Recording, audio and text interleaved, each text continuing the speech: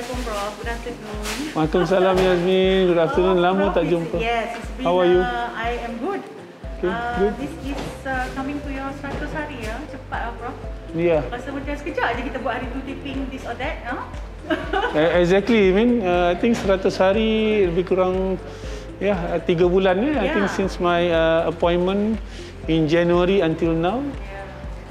Quite a long 100 hari, I would say. Really? With a lot of activities that happen along the way. I think our COVID management, alhamdulillah, I think it's been taken care very well. And I think we had completed our vaccination programs for the frontliners. And at the moment, we are going for this second phase of our frontliners. So I think I'm quite happy that I think the hospital are prepared to manage this COVID situation. Tapi di fasa 2 ni kita masuk bulan puasa lah tak? Ya. Untuk fasa 2 ni kita rasa challenging sikit lah sebab dalam bulan puasa ni kan. Tapi alhamdulillah, I think petugas-petugas yang ada ni masih bersemangat lagi. Dan alhamdulillah saya rasa mereka bersedia walaupun bulan puasa kan. Sebenarnya dalam bulan puasa ni kita lagi kena kuat lagi semangat kita kan. Dengan berpuasa, dengan masih bekerja, menjaga pesakit-pesakit COVID dan sebagainya lah. So I heard baru-baru ni Prof kena quarantine ya? Macam mana terjadi tu? Well, yes, I think minggu 10 hari lepas saya diminta di quarantine di rumah sebab saya dikenali sebagai kategori 2. Maksudnya saya terdedah kepada salah seorang pesakit COVID yang saya rawat ya. Dan disebabkan penilaian. Prof masih buat clinical work. Yes. Jadi bila mereka menilai, mereka mendapati saya ini consider dikategorikan sebagai mereka yang berisiko. Jadi saya telah mengkuarantinkan diri saya mengikut arahan Pusat Kesihatan Daerah 10 hari. So that's a good 10 days rest or lebih kurang. 10 hari bekerja di rumah actually. Because walaupun 10 hari di rumah, masih lagi perlu attend meeting. Now kita have a lot of virtual online meeting. Telefon biasa berbunyi untuk handle all this problem. But okay, alhamdulillah dua saringan yang saya telah dilakukan menunjukkan keputusan saya negatif. Dan Jumaat lepas saya telah diminta hadir untuk mendapat release order atau memotong gelang. Dan alhamdulillah hari ini saya bertugas kembali secara rasmi. So maybe we talk about sedikit in 100 days ya, apa yang Prof dah initiate, apa yang dah berlangsung. Just to tell everyone maybe something new that you thought about.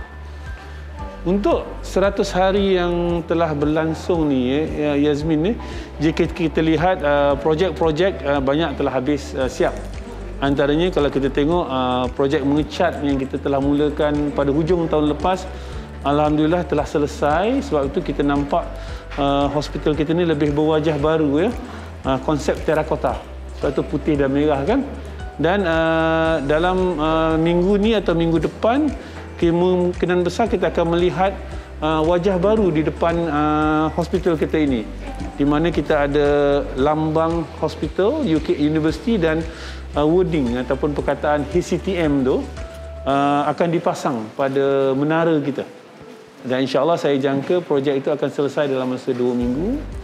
Dan jika pengunjung ke hospital ini melihat papan tanda di depan hospital kita ini adalah salah satu papan tanda yang unik, di mana kita nama hospital kita dan juga pengenalan kepada pengunjung bahawa hospital ini adalah hospital pengajar universiti di bawah. Kat traffic light tu. Yes, exactly. Dan yang paling penting kita perlu memaklumkan kepada pengunjung kita, hospital kita ini adalah hospital di bawah Kementerian Pengajian Tinggi. Jadi tujuannya selain daripada perkhidmatan juga untuk tujuan pendidikan dan untuk pembelajaran. That's antara yang terbaru yang kita ada ni lah.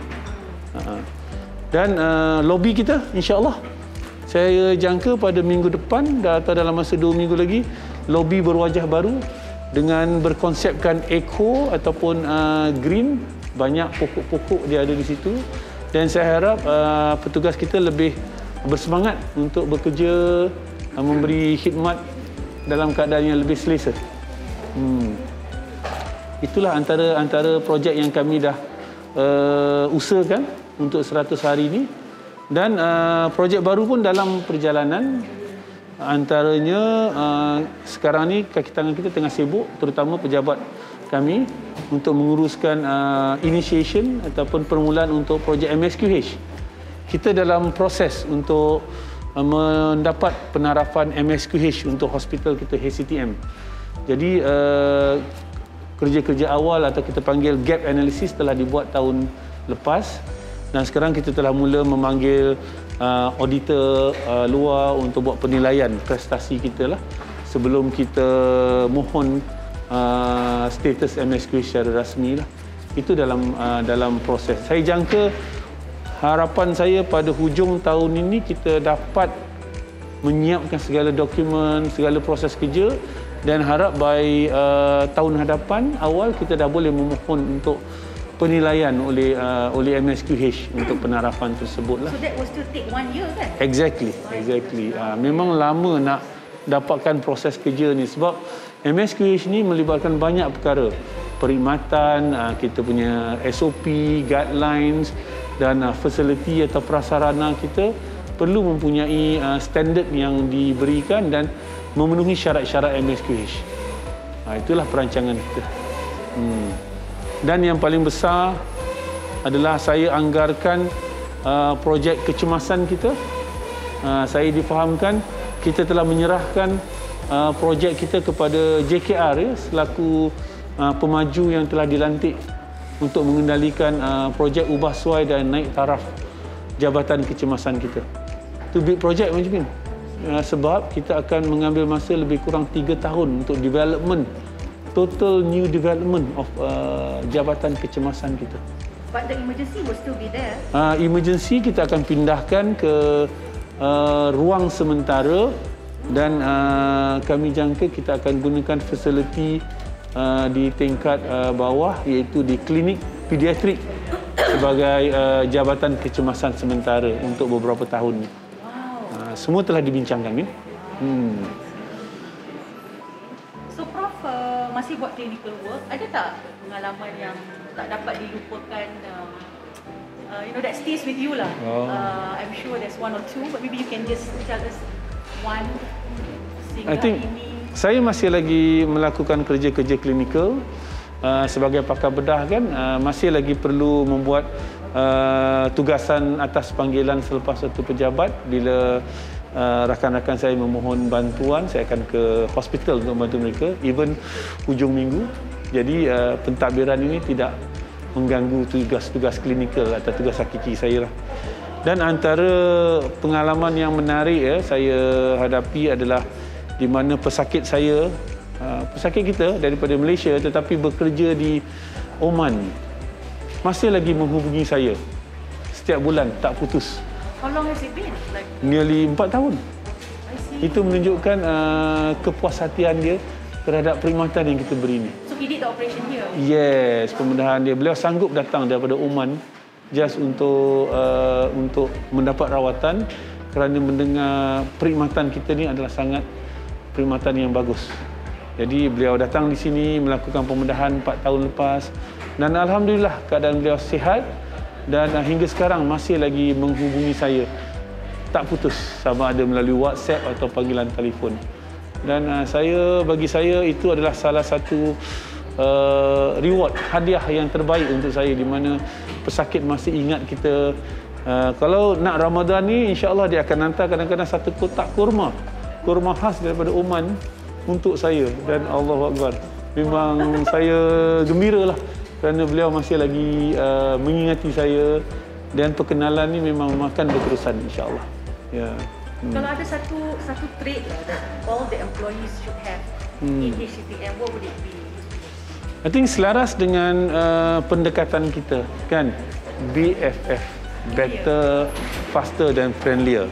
Jadi dengan image baru yang kita bawa, fasad baru hospital kita ini dengan lobby yang lebih baru, tetapi saya rasa pengisian untuk perkara itu yang penting.